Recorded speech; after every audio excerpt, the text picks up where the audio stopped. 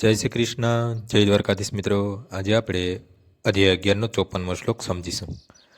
ભક્તા તવન્યયા શક્ય અહમે ભવિંદો અર્જુન જ્ઞાતુ દ્રષ્ટુ ચ તત્વેન પ્રવેષ્ટુમ ચ પરમ તપ.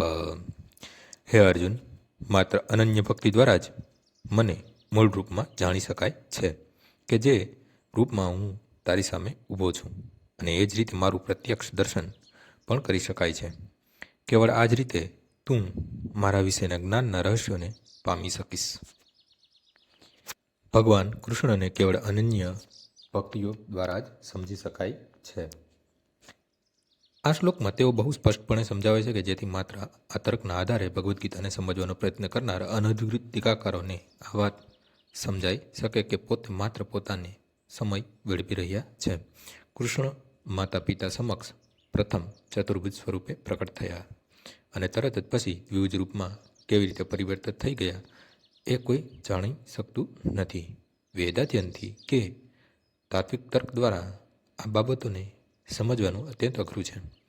તેથી અહીં સ્પષ્ટ રીતે જણાવ્યું છે કે કોઈ તેમને જોઈ શકે નહીં અથવા આ બાબતના રહસ્યોને જાણી શકે નહીં, પરંતુ જેઓ વૈદિક સાહિત્યના બહુશ્રુત અભ્યાસી છે તેઓ અનેક રીતે વૈદિક ગ્રંથોમાંથી તેમના વિશે જાણી શકે છે. આ માટે અનેક નિયમો અને નિયંત્રણો છે, અને જો મનુષ્ય ભગવાન કૃષ્ણ વિશે જાણવા માંગતો જ હોય તો તેણે પ્રમાણભૂત ગ્રંથમાં વર્ણવેલા નિયમોનું પાલન કરવું જોઈએ. મનુષ્ય આ નિયમોને અનુસરીને તપ કરી શકે છે.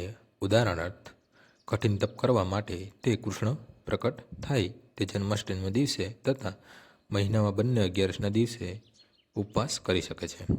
દાન વિશે કહી શકાય કે તેઓ સ્પષ્ટ છે કે દાન એવા કૃષ્ણ ભક્તને જ આપવું જોઈએ કે જેઓ કૃષ્ણ તત્વજ્ઞાનનો અથવા કૃષ્ણ ભાવનામૃતનો દુનિયાભરમાં પ્રસાર કરવા કૃષ્ણ ભક્તિમાં નિમગ્ન રહે.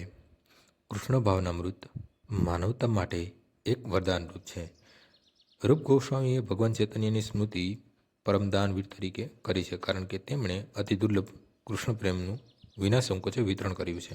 માટે જો મનુષ્ય કૃષ્ણ ભાવનામૃતના વિતરણ સાથે સંકળાયેલા ભક્તોને તેના દાનનો થોડો હિસ્સો આપે તો કૃષ્ણ ભાવનાના પ્રસાર માટે આપેલું તે દાન વિશ્વભરમાં સર્વશ્રેષ્ઠ દાન છે.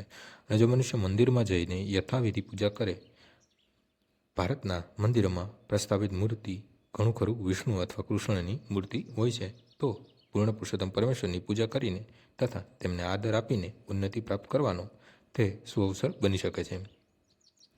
આજનો શ્લોક અહીં પૂર્ણ થાય છે. આવતીકાલે ફરીથી સવારે 6 વાગ્યે મળીશું. જય શ્રી કૃષ્ણ. શ્રી રામ શ્રી